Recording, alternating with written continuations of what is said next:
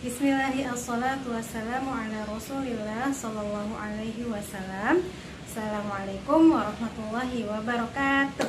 Teman-teman 4 saat semuanya, apa kabar nih? Ustazah doakan semoga sehat-sehat dalam lindungan Allah dan juga rajin menjaga sholatnya, ngajinya, rajin bantu orang tua juga sehingga orang tua kamu ridho dan Allah meridhoi kalian. Amin. Nah, untuk pekan depan seperti yang Ustazah bilang ya, kita sudah memasuki PTS, penilaian tengah semester. Nah, tadinya kan rencananya Ustazah mau Zoom tuh, tapi ternyata di waktu yang bersamaan nih hari ini Ustazah ada rapat.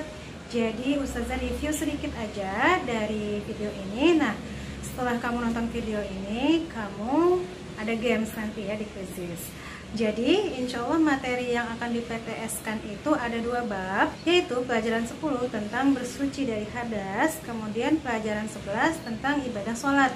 Nah, kita masuk ke yang hadas dulu nih. Apa itu hadas? Hadas itu adalah suatu keadaan yang menyebabkan seseorang muslim itu tidak bisa melakukan ibadah. Kalau misalkan dia maksa ngelakuin ibadah tersebut dalam keadaan hadas, maka ibadahnya nggak sah. Nah, apa sih penyebab hadas? Ada macam-macam. Nah, hadas sendiri terbagi menjadi 2, ada hadas kecil sama hadas besar. Kalau hadas kecil, dia harus disucikan dengan cara berwudu. Sedangkan hadas besar disucikan dengan cara mandi besar atau mandi janabah. Nah, penyebab hadas kecil ini bermacam-macam. Contohnya ada BAK, BAB, terus kentut tuh keluar gas, kemudian hilang akal atau pingsan atau tidur, kemudian bersentuhan kulit bagi yang bukan mahramnya, dan yang terakhir jika kita memegang atau menyentuh bagian kemaluan kita atau bagian belakang seperti itu. Nah, itu penyebab hadas kecil ya. Sekarang penyebab hadas besar, ada meninggal, terus tapi kalau meninggal yang mandiinnya siapa? Bukan mandi sendiri karena udah meninggal ya.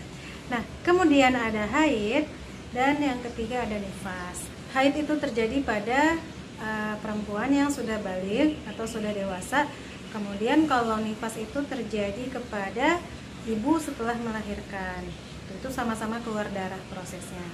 Nah, nanti kalau sudah selesai keluar darahnya itu harus mandi janabah. Nah, teman-teman, apa sih bedanya hadas sama najis?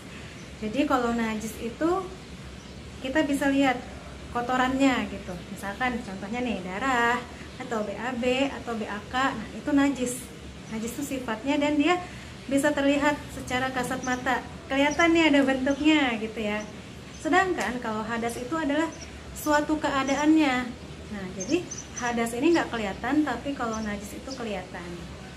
Contoh nih ya, orang lagi hadas habis kentut, kalau dia nggak cerita-cerita atau misalkan nggak bau, mungkin kamu nggak tahu dia adalah orang yang sedang berhadas.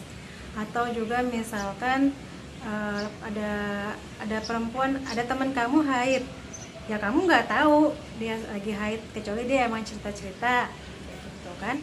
Kemudian ada juga istilahnya istinja. Istinja itu apa? Istinja itu cebok setelah kita misalkan BAB, BAK, itu kita nggak langsung tiba-tiba wudhu terus nggak cebok, nggak begitu, tetap harus disucikan dulu, istinja dulu, baru kita berwudu.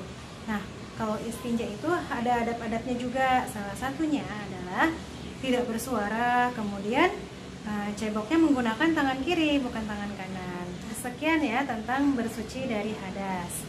Nanti insya Allah keluar nih di PTS, kamu harus tahu apa saja penyebab hadas kecil, hadas besar, terus cara bersucinya seperti apa, terus kalau tayamum itu bagaimana caranya, dengan apa gitu. Nah, sekarang kita masuk ke pelajaran 11.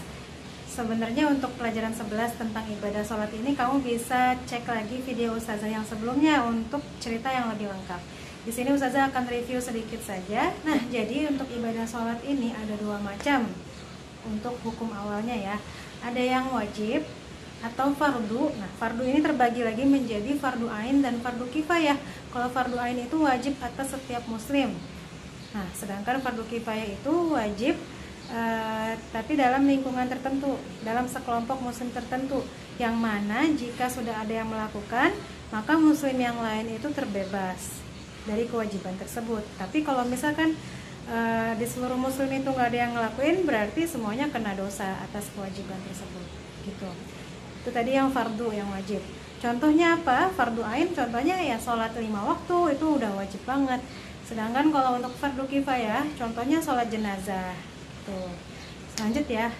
Ini yang cukup banyak adalah sholat sunnah. Nanti kamu bisa baca lagi terkait sholat sunnah. Jadi sholat sunnah ini sifatnya anjuran yang dicontohkan oleh Rasul, yang mana kalau misalkan kamu melakukan sholat tersebut, kamu akan mendapatkan pahala dan keutamaan-keutamaan lainnya. Seperti itu. Kemudian lagi hikmah melaksanakan sholat.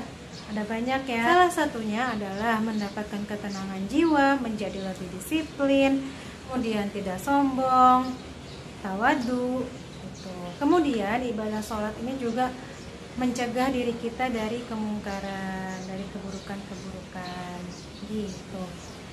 Oke, sekian review materi dari Ustazah. Jangan lupa dibaca bukunya ya, supaya kamu semakin mengetahui. Mungkin ada yang Ustazah terlewat menyampaikannya. Nanti ada kuisis, tolong dikerjakan juga ya.